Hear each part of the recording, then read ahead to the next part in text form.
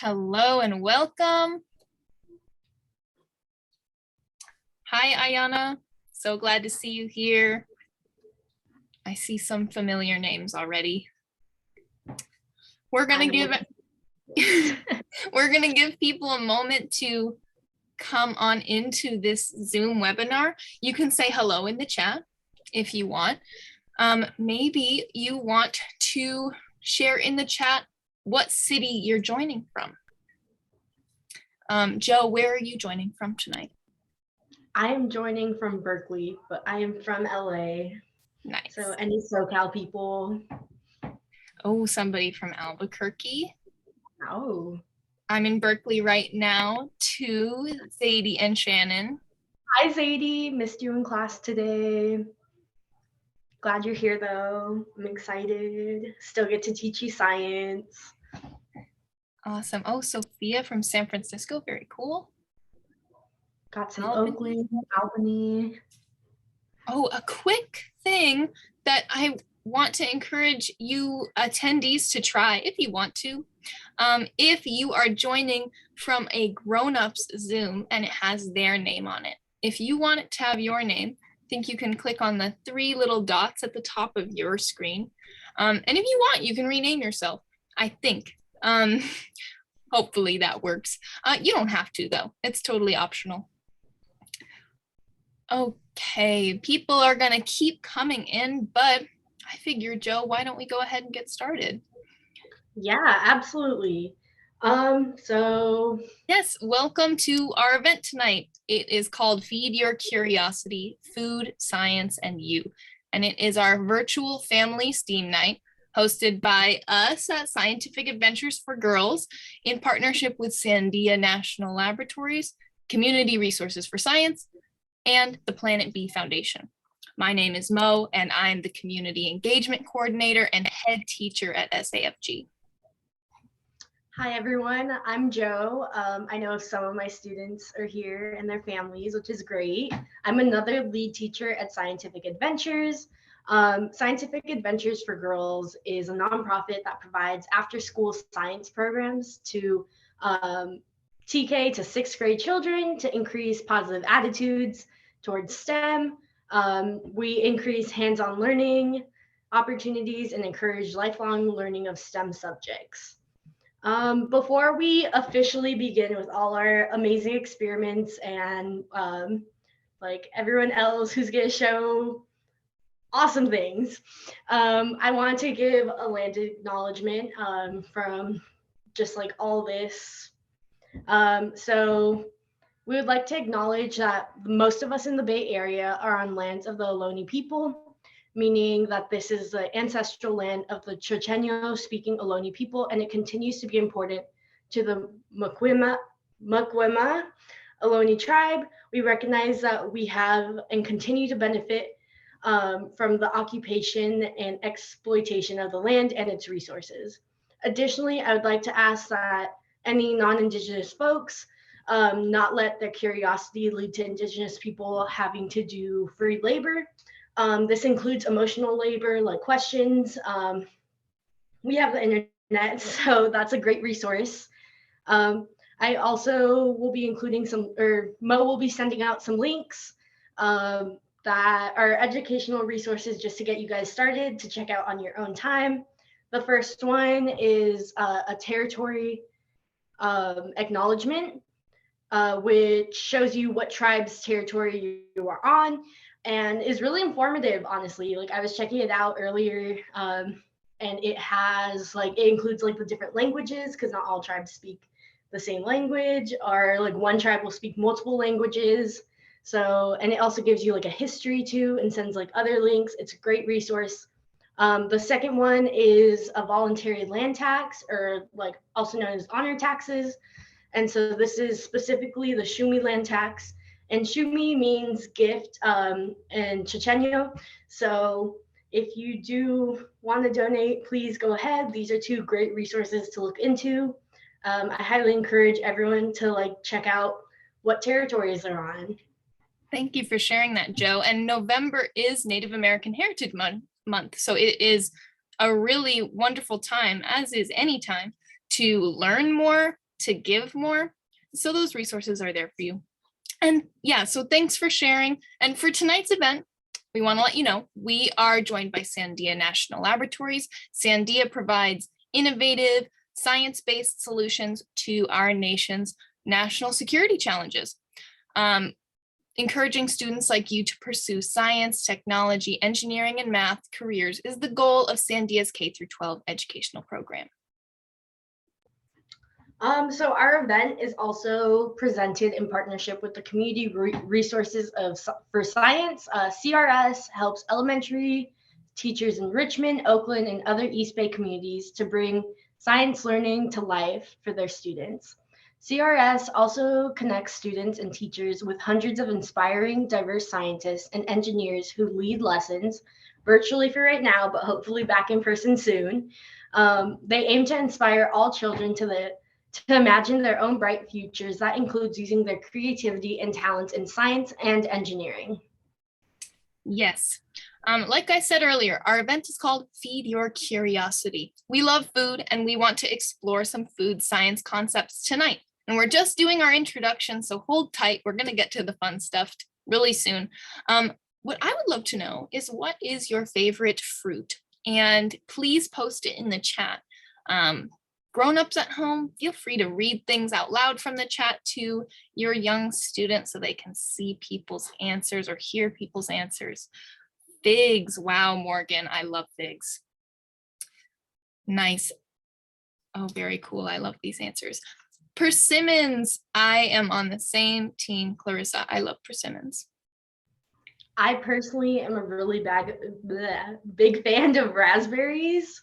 Oh, like any type of raspberry desserts, amazing to me. Yes.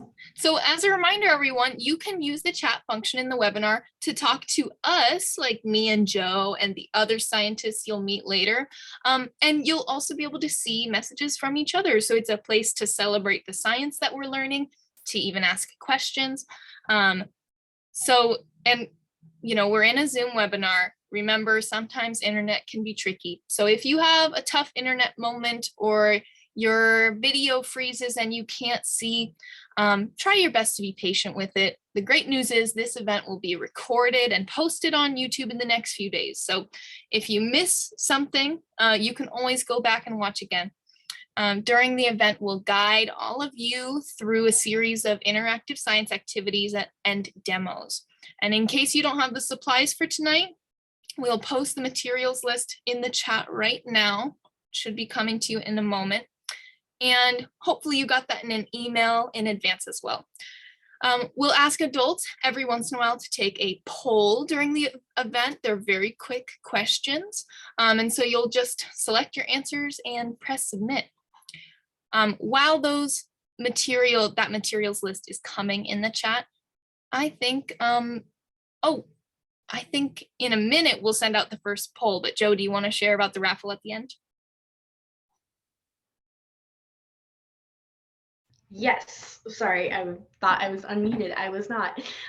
So we will be having a raffle at the end. When you log off and stuff, it should pop up and you fill it out and you'll be entered into our raffle.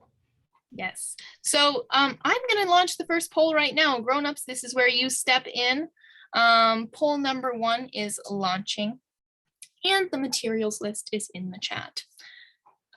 Maybe while grown-ups are filling out this poll, kids at home, I want you to think about what your favorite meal of the day is. Maybe you'll even think of why you like it. Joe, what's yours?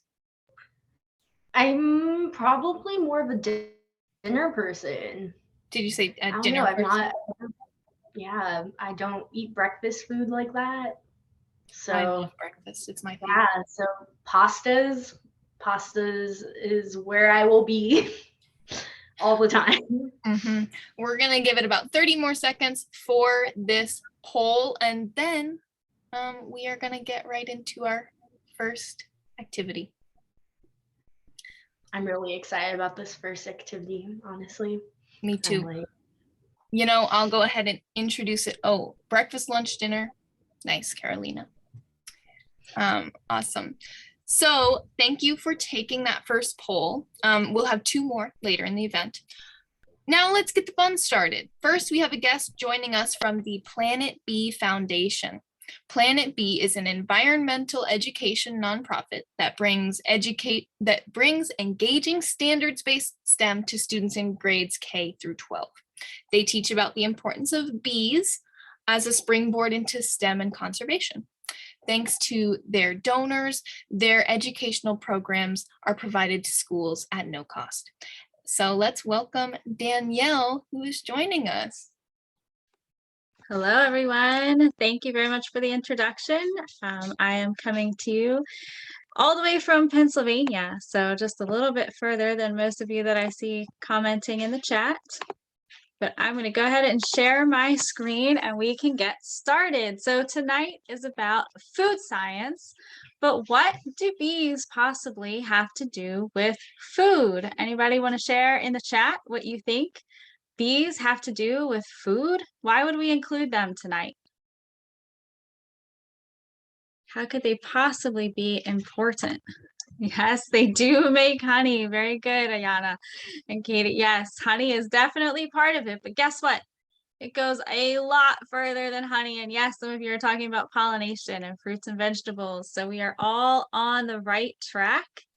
I'm going to go ahead and I have some activities for us that are going to explore a little bit about just how connected our food is to the wonderful world of bees. Okay, so this is first thing is just a very short video that just shows what pollination is. So for our friends that maybe aren't completely sure, it's kind of a big word. You'll get a little bit of an understanding of what happens when a bee visits a flower. So when a bee lands on a flower to get food, it gets pollinated. A piece of pollen accidentally gets knocked off her body and goes into the middle of the flower and down a tube called the stigma to the ovary where it gets fertilized. The seeds inside the ovary start to grow and turn into a piece of fruit. Remember the pumpkin? That's how it grew. Okay, so when bees visit flowers to get food of their own, nectar and pollen, the little bit of pollen that's on their bodies also falls deep into the flower, and those minerals and vitamins are able to help the flower grow and produce important fruits and vegetables. So the bees get food, we get food, and the flowers get food. So it's a win-win-win. But bees do not all carry that pollen the same way. There are three main ways that bees carry pollen. The first one is called pollen pants or pollen baskets. That's little pouches on their back legs that they stuff them full. So think of taking your favorite snack and just stuffing your pockets full of it. That's what they're doing. Another way is to use the hairy bodies to carry pollen all over them. That bee in the middle is not really that yellow, but the yellow you see is pollen that she has gathered from flowers that she has visited. And finally, other bees like the bald masked bee, they don't have those pollen pants or the hairy bodies. They have a crop inside of their body. That's where they pull it in, kind of like a backpack on the inside. They stuff it full of pollen and carry it home. So I want to know from those of you at home, if you were a bee, how would you want to carry your pollen? So tell me in the chat. Personally, I would go for pollen pants. I think that they are going to be the next great fashion trend and that we will all have the bees to thank for it. See, a lot of you are going for the pollen pants as well. A few with the crop or the internal backpack, yeah? Okay, so guess what? If you have the crop, the other fun fact is to get your food back, to actually eat it and digest it, you have to spit it up and then eat it again. So something else to consider. Okay, so bees pollinate, they go to all these flowers, but how far do they really fly? Take a guess. I want a prediction. We're going to look at 4 bee friends: bumblebees, mason bees, leafcutter bees, and carpenter bees. Those are all native bees that live in North America, which are some of the 4,000 species that do live here. How far do you really think a bee could fly? Tell me in the chat your best guess. And then I will show you how far a bee can fly in 10 trips. Okay, so we have guesses of about a mile. Some are saying 15 miles. I see a 5 mile. We're just going to put them in here on the chart for the different ones. I see 7 miles. We'll go with those. Okay, so here are the actual distances that a bee can fly in an average of 10 trips a day, pollinating and gathering food, as well as up to 1 month's time. So think about it, that this is how far they fly every time they want a snack. Would you go that far every time you wanted a snack? If we had to walk 60 miles total in a day to get all of our food for the day, we might rethink how often we grab a snack, right? And if you think about it too, another fun fact, it takes 1 year of flying, 13 bumblebees will have gone the distance of going all the way around the earth. It takes the average human, the amount of time that we walk every day, it would take 40 of us to go around the earth, putting all of our walking. So that just shows how much more the bees are traveling and being active. All of that while pollinating our fruits and vegetables and helping us out as they get those snacks.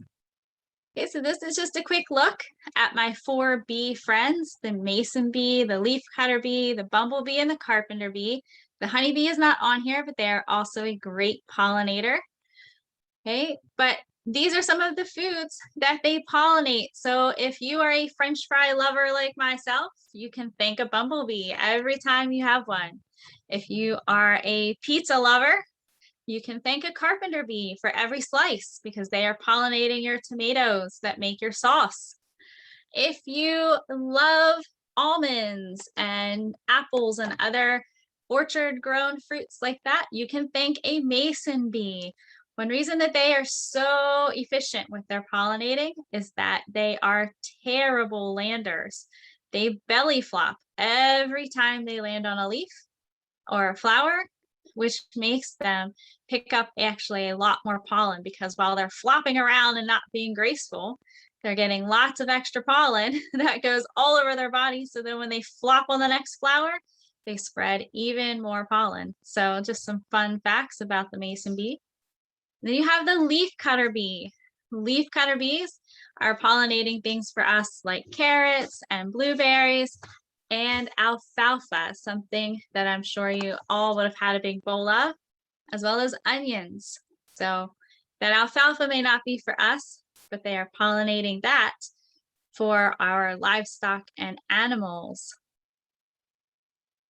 Right? So I want you to play a game with me. Tonight is all about food, and we're connecting bees to the food. I've given you some clues as to what bees can pollinate and how they can help us out. But let's pretend we're going on a picnic and the bees can no longer pollinate for us. We have to give up everything that they would pollinate. What would we lose? What foods would still be here, or what foods would go away if we couldn't count on the bees anymore? So tell me in the chat what you think. Would we keep anything at all? Maybe a few things, maybe things would be different. Someone's pointing out the pizza right away. Yeah, you would have your dough because most grains are wind pollinated, but you would lose your sauce and many toppings. Okay, you would lose your potato chips, definitely. Bye-bye potatoes, you'd lose your fruit. Yep, your lemonade, watermelon, yep. Someone said the pie, yes, the hot dog would be affected too. The pie has apples in it. The hot dog, we don't eat as plain as we think we do. There is actually more like seasoning and herbs that get put in a lot of brands of hot dogs that are pollinated by bees, but also ketchup and mustard come from plants pollinated by bees. So you could have a very bland hot dog with a plain roll. And yep, the chocolate. Bees do not pollinate cocoa beans. Those are only pollinated by cocoa midge. But again, we don't eat plain straight cocoa beans either. They are very bitter. We add things to them like vanilla, cinnamons, and other sweeteners. Those are pollinated by bees. So your chocolate bar, you could have plain bitter cocoa beans, but you couldn't have all the sweeteners inside of it. So it would not be the same. So as a challenge to you, after now you see how your picnic would be affected, does anyone think you can name in the chat a food that would not be affected if we lost the bees? Is there anything that we eat that would stay the same? Okay, yep, you could have your wheat. You could have, yep, you could have your grains. So you'd have like some of your plain pastas. You could have some of your plain bread. Yes, you could have fish. You could have water. Okay. Carrots would be gone. The livestock, so some of you are naming meats. A lot of the foods that our livestock eat are pollinated by bees. So we may have an issue there, even though bees don't pollinate animals. They would seriously be hurting for food like we would. Okay, so you get the idea. Bees pollinate a lot of food for us, and it is something that we have to be very thankful for. But not only do they help us, they help each other and other animals. How are these animals in this ecosystem connected? What do they have to do with a bee? Any guesses? Food, yeah, some of them will eat each other. The eagle, the golden eagle, will eat a snake. Okay, a snake could eat a frog. Yep, the frog could eat the fly. The frog could eat the dragonfly. I will tell you that none of these animals on here will eat a bee. A young golden eagle that is really, really hungry and needs a snack might possibly consider it, but for a full-grown eagle, it's not enough food, so they wouldn't mess with them, plus that stinger. But the bees do pollinate a lot of the habitat. So they are pollinating a lot of the plants that these animals are relying on. They're all sharing a reliance on the water and the sun, those non-living parts of the habitat. But there are predators that do eat bees. One of them gets really, really smelly if you startle it. Can anyone name it? Yeah, a skunk. Skunks love to snack on bees and their honey, and they do not mind those stingers. Okay, so there you go. And I have one last challenge for us before we are out of time for me tonight. Now that you appreciate bees and you love them as much as I do, and you see how important they are for your food, one last fun activity to see if you could keep up with a bee. Could you apply to be the next member of the hive? Okay, watch how fast this bee's wings flap.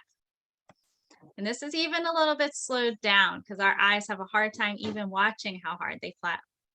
Every time you clap your hands, every second, a bee can flap 200 times. So I am going to say, I'm going to time us for 30 seconds. I want you to get your wings up, some good little exercise, right? Before we sit through some activities and things. I want you to flap your wings as fast as you can for 30 seconds. And then in the chat, tell me how many times you think you flapped and if you think you kept up with a bee. So ready, set, go. Ready, flap. You're not going to look as silly as I do. Go ahead, keep going. Go as fast as you can. Keep going a few more seconds. And stop. Okay. Anybody want to tell me in the chat how many times do you think you flapped? Oh, 56. Good. 50. Yeah, it's okay to estimate. It's hard to keep an exact count. So we've got in the 40s, the 20s, 70s. Very cool. Okay. In the 50s, a lot of 50s, 30s, 40s, ooh, some 60s and 100. Guess what? I'm going to tell you the number you need to hit if you can keep up with a bee. So if a bee flaps 200 times every second, In 30 seconds, they will have flapped. Ready? 6,000 times. Is anybody ready to be the next bee? I think we need a little bit of practice. All right. Well, thank you everyone for joining me and having some fun with me and playing my games. I hope you enjoyed learning a little bit about the bees. And I know you are going to enjoy the rest of the activities tonight because they are definitely a lot of fun. Thank you so much, Danielle. That was really cool. I haven't thought that much about bees in a while, and I'm glad that I did because they're so important. Okay, so I am very excited because the next activity you and I are doing together. Let me just start my other screen. Let's see. There I am.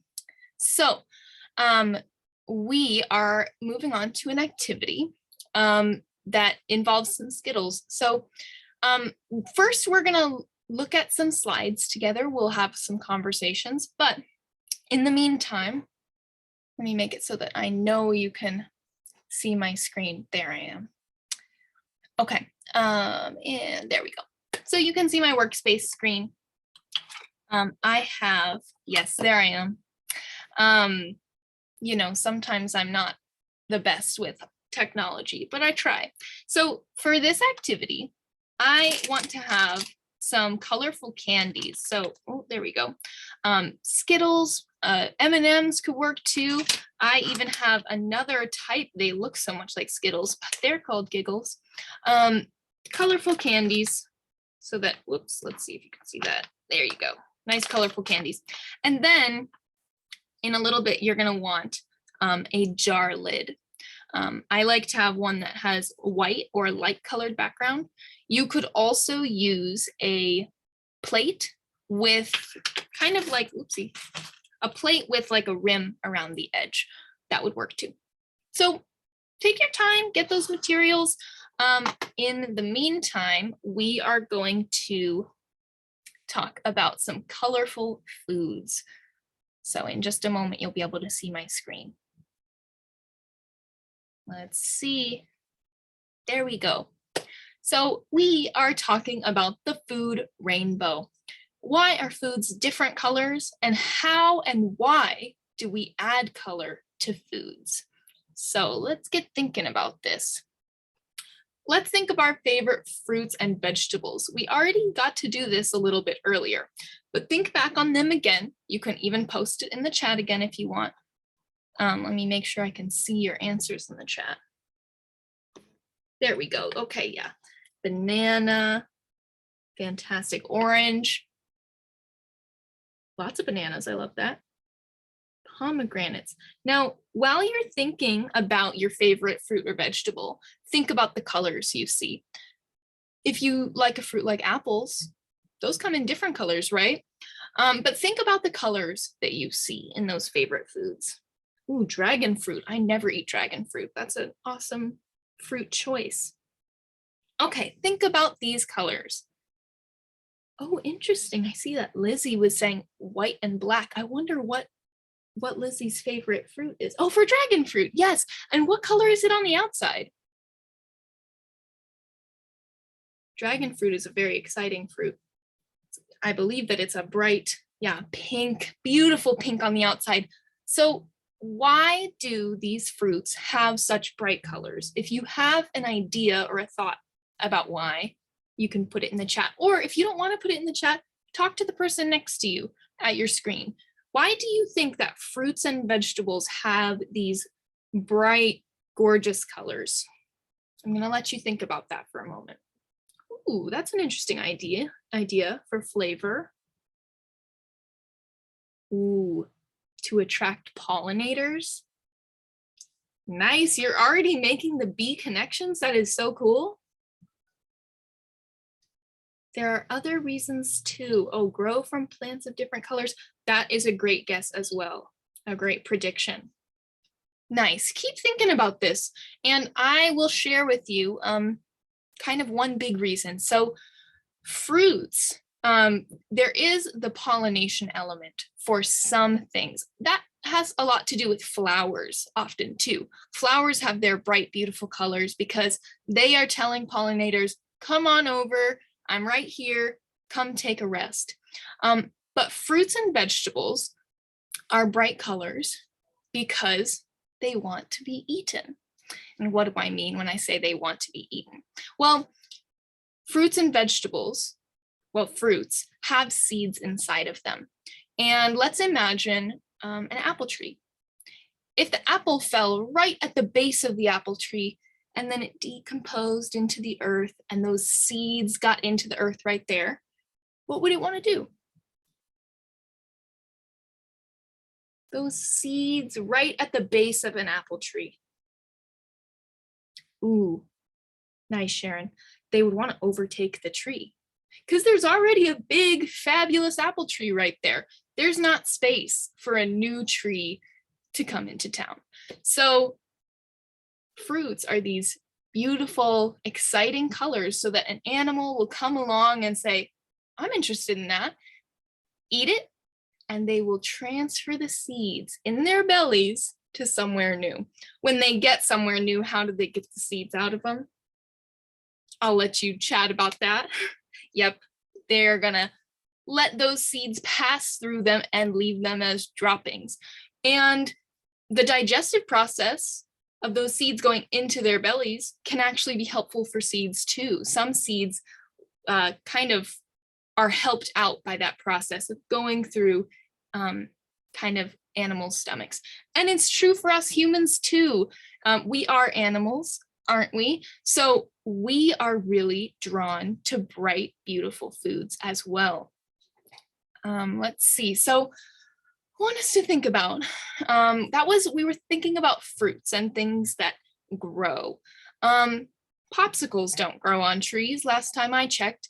So what makes a popsicle red? I'll let you think about it, chat about it. I saw someone say it depends. Yes, I love what I'm seeing in the chat. Oh, also, just a tip to everybody. When you're posting in the chat, if you post to, adults might need to help with this part, to everyone in the drop-down menu, then all the participants get to see it.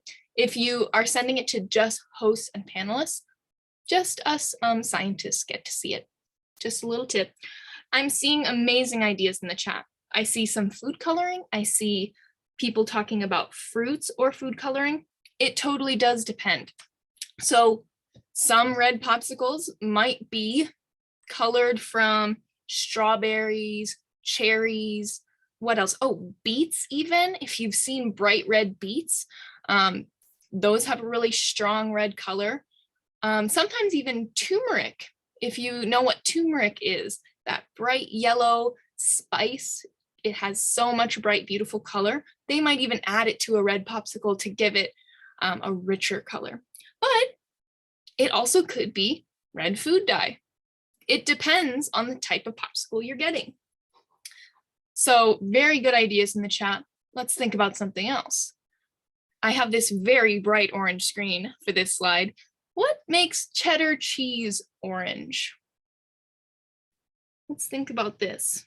I don't eat cheddar cheese, but I know people who do, and I see it a lot of times. Dairy, oh, mold, that's an interesting idea. The aging process, these are incredible ideas.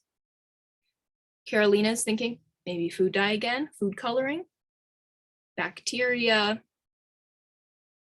You all have such scientific brains.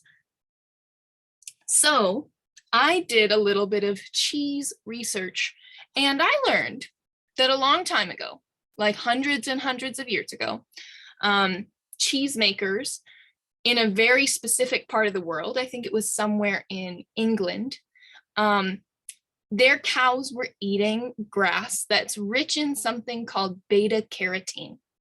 And if you've eaten a carrot before, you've seen beta carotene. it is the pigment that makes those carrots bright orange. So the cows were eating this grass, a specific type of grass that had a lot of that beautiful orangey color in it. And so as they digested their grass and made milk, the cheese came out this lovely bright orange yellow color. Now, that was a long time ago and a very specific time and place. Now, because we humans are so excited by bright colors, cheddar cheese is orange, kind of on purpose, in a different way. So cheesemakers use a seed from a plant called annatto, which is this cute fuzzy seed over on the right, to make cheese orange. Now, oh yes, it's Evie. Sorry, Evie.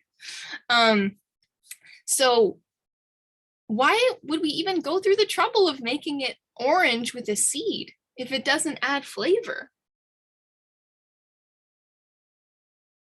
Just something to think about.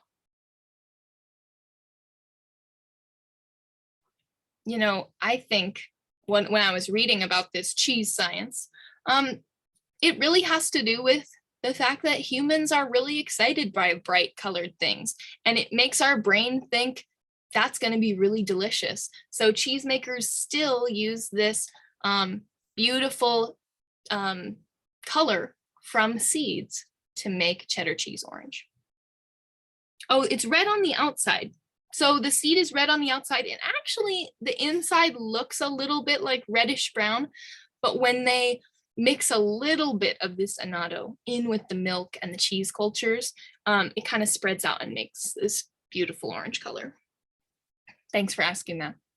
Okay, so not all food dyes and colors are the same type, and we've already been talking about this. We just learned about annatto, which comes from some seeds. But there are a type of food dyes that are made by chemists in a lab. And lots of times we call those artificial or synthetic dyes. So they're made by scientists. I have this cute little picture of a scientist mixing colors. So those are usually called artificial or synthetic. And then we have this whole entire other type of dyes that are from plants, from seeds. What's the surprising picture that you see in that bubble on the right? A bug. So there is a specific type of food dye that comes from red bugs. And I actually don't know how to say this type of bug, but I think it might be cochineal, a type of red beetle that sometimes is used to make something red. It's a wild world of food dye science out there. Okay, so let's have some food dye fun. I am going to get back to my workspace, and I see, let's get my workspace back. I see some raised hands, and the best way, if you have like a raised hand, you can go to the Q&A and ask your question. Ooh. And I will actually visit the Q&A right now to see what's going on there. So my workspace camera is coming back. You can use a plate instead of a jar lid. So awesome. Here is my workspace. Hopefully you can see both of my screens. I have 2 lids. You don't need 2 lids. I'm adding a little bit of extra fun to the science because I found this other type of candy. So if you have Skittles or M&Ms at home, I'd like to invite you to first open up your package. I'm going to dump mine into my lid.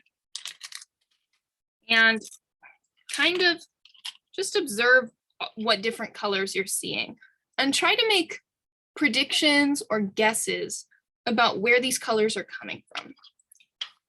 I'm going to pour some of this other type of colorful candy here.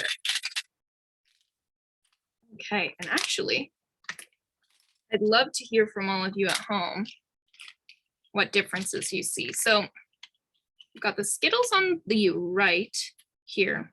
We've got the other one called the Giggles in my left hand. See any differences? Oh, okay. Kayla, can you unspotlight my my face screen so that people can see my other one better? There you go. Sometimes people can see two screens at once, but not everybody. Okay, yeah, so it's lighter over here. It's not as bright. Yes, it is kind of technically a knockoff from Skittles. Yeah, so, oh, very cool, Sharon. So Skittles, Sharon is saying Skittles artificial, giggles less colorful. And we have to be investigative scientists here. So Skittles say natural and artificial flavors. It doesn't say anything about the color, but I can maybe guess there's some artificial stuff. Here we go. This one says no artificial dyes. So we're going to use that to think, okay, this one's probably made from plants, fruits, vegetables. That's what's dyeing these ones. Probably some turmeric or spices. And these ones are made with those artificial dyes, with those synthetic dyes. Okay, but we're gonna have some fun with them. I invite you to kind of make a ring of your candies around the edge of your dish. So I'm gonna go ahead and do that. Make whatever type of pattern you want. Maybe you like to put all the same colors next to each other. Maybe you want to make a pattern. It's up to you. The one thing I will recommend is that you just add enough to go around the edge. So if you have extras left in the middle, and if you like and eat these candies, you could eat the extra. Oh, and I'm dropping them all over the place. Okay, so we've got our ring of colors. Now for some fun. I have the two because I want to compare and contrast. Oh yeah, I didn't even tell you. I have a little bit of water in my water bottle, and I'm going to pour just the littlest bit of water into each of my dishes. You can watch me if you want to see how much I add.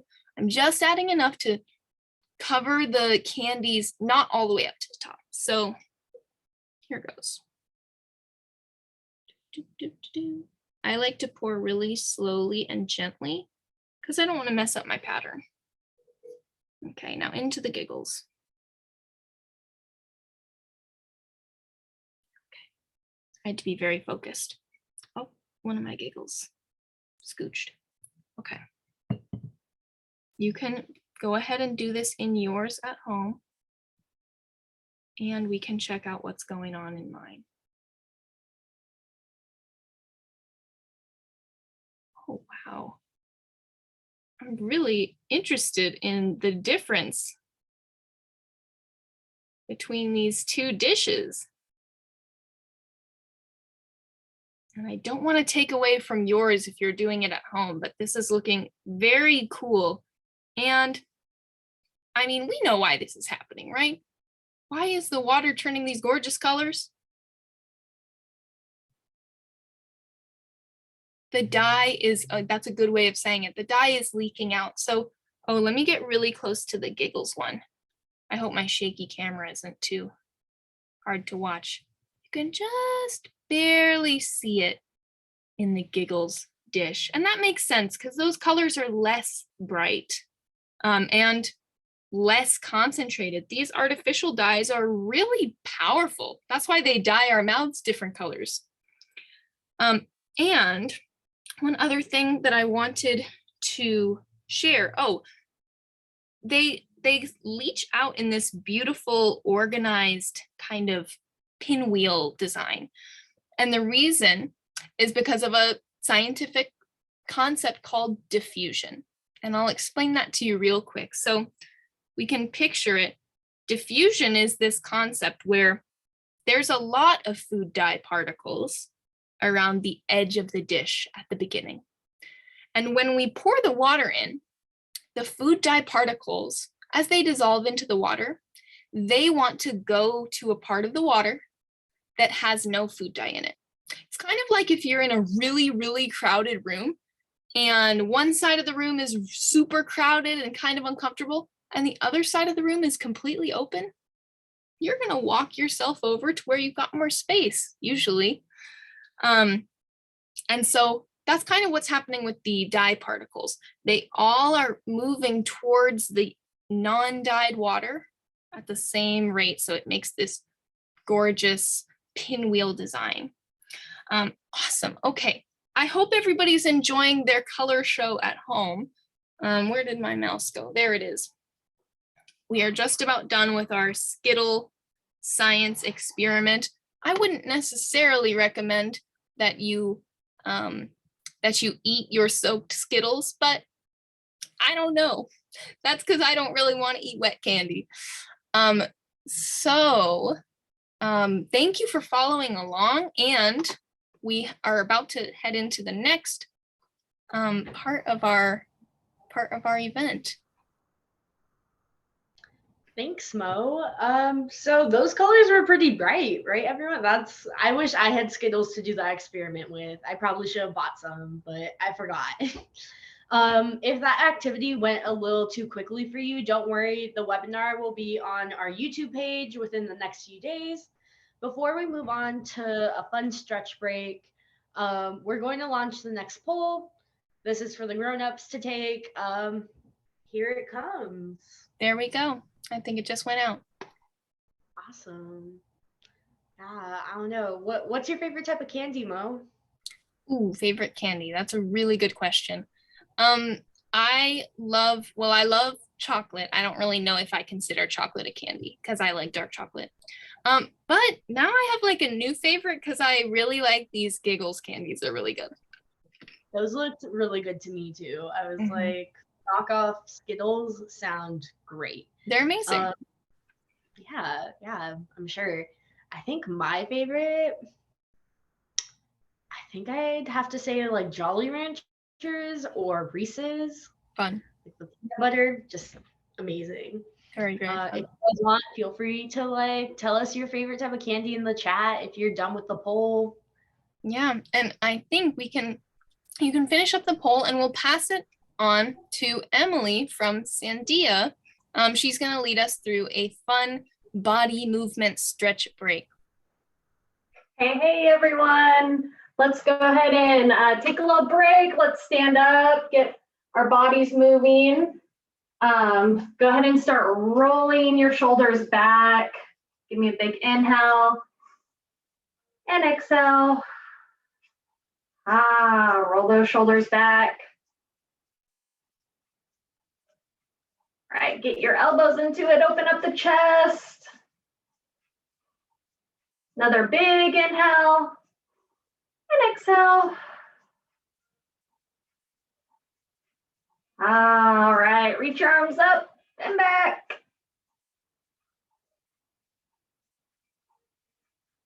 Give me one more big inhale and exhale. Now hold your arms back, open up the chest. Maybe look up towards the ceiling. And if it feels okay, lock your hands behind your back. If not, just keep them out to the side.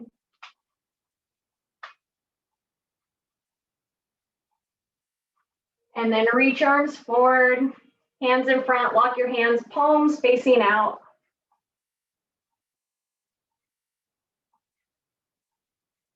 And release. All right, drop your head over to the side. Roll your head forward, right to left.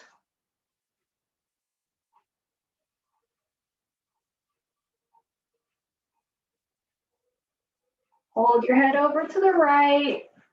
Feel a nice stretch along the side of your neck.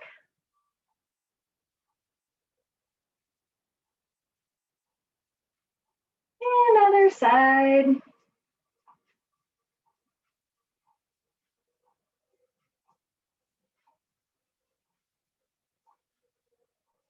And roll your head forward and bring it up.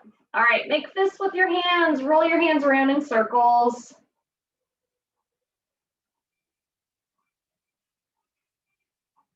And bring your right hand out in front, palm facing out. Relax the thumb. Feel a nice stretch along your forearm and your wrist. And then flip it over.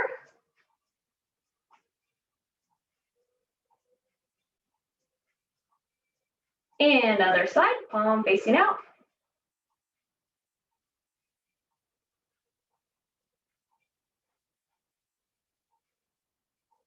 And flip it over. And release. All right, give me a big inhale, reach up.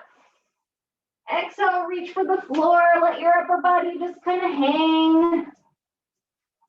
And big inhale, reach up. And exhale.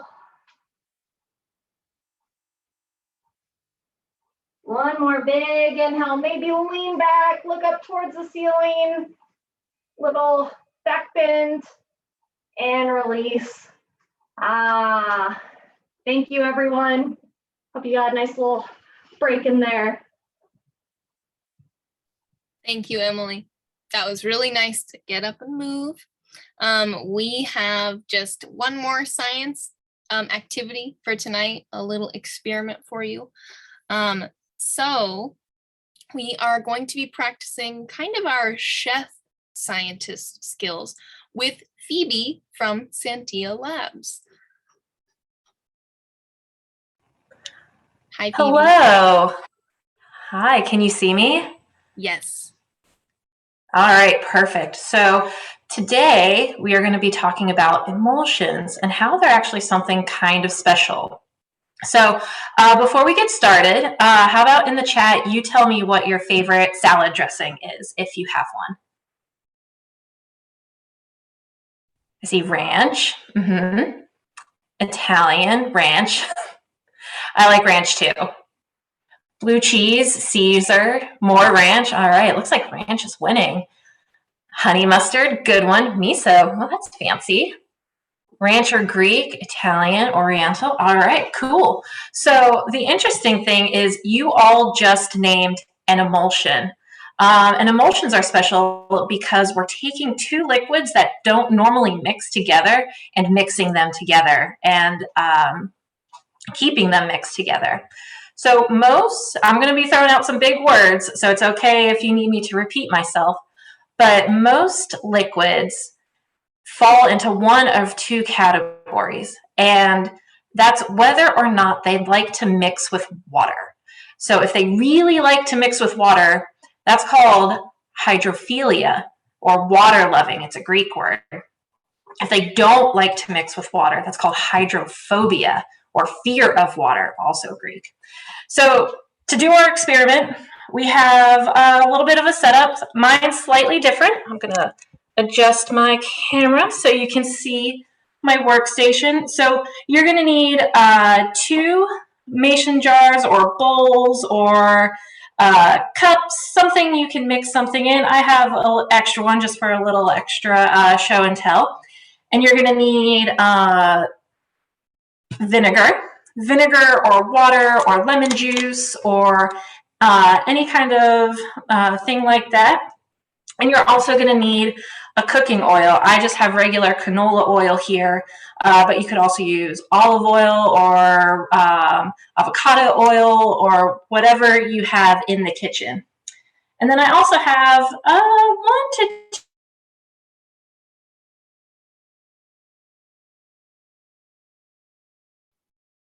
Oh, it looks like we might have temporarily lost Phoebe. Let's see. Let me make sure that that's the truth. Oh, Phoebe, you still there? Just rejoined. Oh, I got booted. It's okay. You're back. That was so fast. All right. Okay, I'm back. So I think I left off with explaining what I had. So I have some vinegar. You can also use water or lemon juice, and I also have oil. I'm using canola oil. You could also use olive oil or avocado oil or anything you think would make a tasty salad dressing. And then I have mustard seed powder. If you don't have powder, you can use mustard, liquid mustard, like the condiment you put on hot dogs. You can use that as well. Same amounts would be fine. So in chemistry, there's a term that's called like mixes with like. So if both liquids have the same property, they will mix with each other. What is the blue stuff? I'll get to that in just a second. I used some food dye in my water and vinegar to make it show up prettier on camera. So if I take a cup of vinegar and mix, which is hydrophilic or water liking, do you think it's going to mix with water? What do you think? Is something that likes water going to mix with water? Sharon says yes. Carolina says yes. All right, let's experiment. Let's see. Pour it in. I'm gonna put on my lid and give it a shake. Can you separate which part is vinegar and which part is water? Nope, just bubbles. Exactly. So hydrophilic compounds will mix with other hydrophilic compounds. Now, I'm going to show you what happens when we try to mix two different types of compounds. So in my next jar, and this is where you can follow along. So in your first jar, in my second jar, I have some vinegar. It's about half a cup of vinegar. I'm going to put a quarter cup of oil. Oil is hydrophobic, and vinegar is hydrophilic. So do you think they're going to combine? Luke, yeah, you can follow along or you can watch. It's up to you. So let's see if they combine. I'm going to pour it in.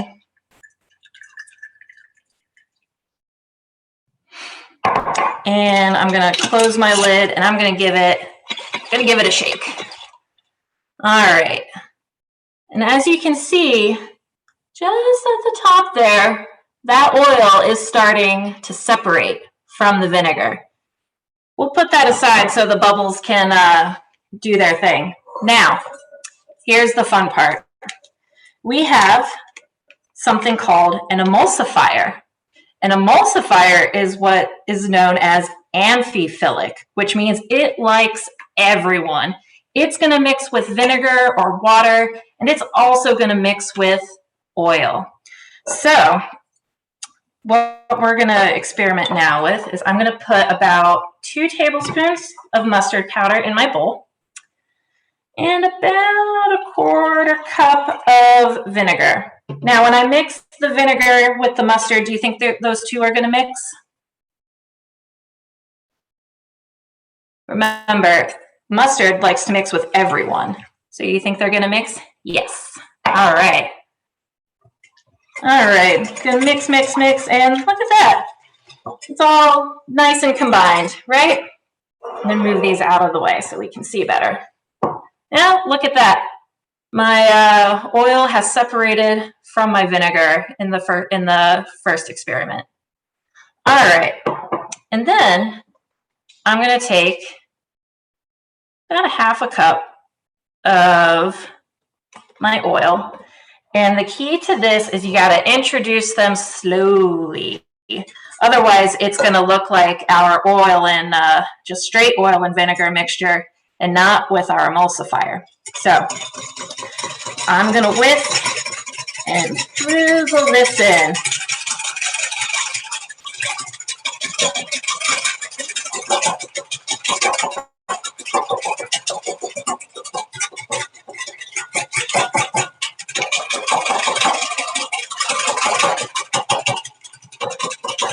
All right.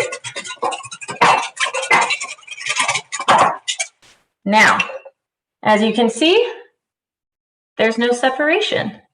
And what happened is that mustard, like I said, is amphiphilic. It likes everyone. And what happens is it has one part of its molecule that really likes oil and the other part of its molecule that really likes water. So it attaches, so the oil attaches to the oil side, water attaches to the water side, and the mustard holds everything together. And that's how you have your salad dressings like your ranch and your blue cheese and your Greek salad and all that stuff. For flavoring, you can add salt and pepper. You can add garlic. You can add thyme. You can add oregano. My favorite salad dressing is mustard with lemon juice, olive oil, garlic, salt, pepper, and oregano. I'm lost. Okay. So we tried to mix our water or our oil and vinegar, and it didn't work, right? So then in a separate bowl, we're going to use an emulsifier to bring our water and oil together. And to do that, you put your mustard in a bowl, and then you add a 1/4 cup of vinegar. You can ask your parents to help you measure it out. And then we're going to slowly add a 1/2 cup of oil to it. And with you can either use a bowl with a whisk like I did. You could put it in a jar and shake it up. And what you'll see is the difference is with our emulsifier, everything stays together. Unlike without our emulsifier, everything comes apart. Thanks so much, Phoebe. And something to keep in mind, scientists at home, is that this is kind of about experimentation. So if you try to mix a little bit of your oil and water at home, maybe experiment with how much mustard seed or mustard powder you add in. See how much it takes for them to come together. Ooh, Phoebe, do you know what some other emulsifiers are? I do. So a really common one is egg yolk. Egg yolk is actually what is used to make mayonnaise, because mayonnaise is just an emulsion between vinegar and oil. Another type of emulsion that you probably have in your fridge right now is milk. Milk is an emulsion of little fat globules suspended in water. But the most common emulsifiers in a kitchen are going to be eggs and mustard. Nice. We'll pass it to you, Joe, next. Thank you, Phoebe. Mm-hmm. Phoebe, that was great. I'll keep that science in mind for next time I make a salad. Maybe I'll have a salad for dinner now. So we'll be launching the next set of questions for you to answer before we let you know how to enter the raffle to get the raffle prize. Adults, please help by answering them for your family and or household. You'll have 2 minutes to answer them as best as you can, then press submit when we are finished. Yeah, so the final poll is out and ready. So go ahead and take that final poll. And let's see. Oh, I wanted to let you all know, we are hosting 8 family STEAM nights this school year in partnership with Sandia. This was our second one, and your feedback is really helpful for making the events even better for you and your family. If you like these events and want to support with a donation, there is a link in the chat. And we get a lot of support just from you being here. So if you had fun, please come again. In December, we have a Science of Light family STEAM night, which is going to be really fun. We'll give just 1 or 2 more moments to finish this poll. And then Joe, tell us about how they can win the raffle. Thank you so much for answering all those poll questions. So the raffle, after the Zoom ends, a survey will appear in your browser with a few questions, including a place to enter the raffle secret code word. If you're on a computer, if your computer is being tricky about this, the new browser doesn't pop up. The link to the survey will also go out to you via an email tomorrow night. And the code word shouldn't be hard to remember. Here it is. The raffle secret code word is Skittles. Yes, thank you, Mo. Mm-hmm. I don't have it spelled out, but Skittles, it's in the chat. So don't forget to write that as the secret code word for the raffle. Thanks, Joe. And thank you, everybody, for joining us for a little evening of sweet and savory science fun. Shout out to Community Resources for Science, Planet B, and Sandia for working together with us at Scientific Adventures to put this on. Check us out on our website, Facebook, Instagram, and stay tuned in because like I said, these events will come once every month and we really hope to have you back. Thanks so much for coming, everybody. Bye. Oh, the keyword was Skittles. Thanks for asking again, Sharon. Skittles is your raffle secret code word. You can either enter it right as you leave, a new browser will come up, or you'll get emailed the survey tomorrow and you can fill it in then. Bye, everyone. Bye, Evie. Bye, Ayana. Bye, Megan. Bye, everyone. Have a good night. Oh, bye, Sarah Hannah. Hope to see you next time. Bye.